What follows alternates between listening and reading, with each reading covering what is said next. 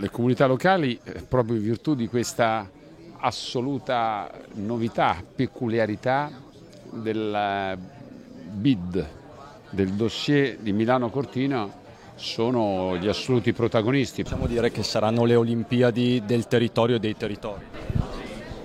Assolutamente sì, è proprio la cosa più vera in assoluta. A Treviso Giovanni Malagò lo ha ribadito con forza, comuni, province e regioni avranno un ruolo fondamentale nel disegnare le Olimpiadi del 2026, ma il confronto con il territorio non ammette individualismi ed esige un cronoprogramma serio.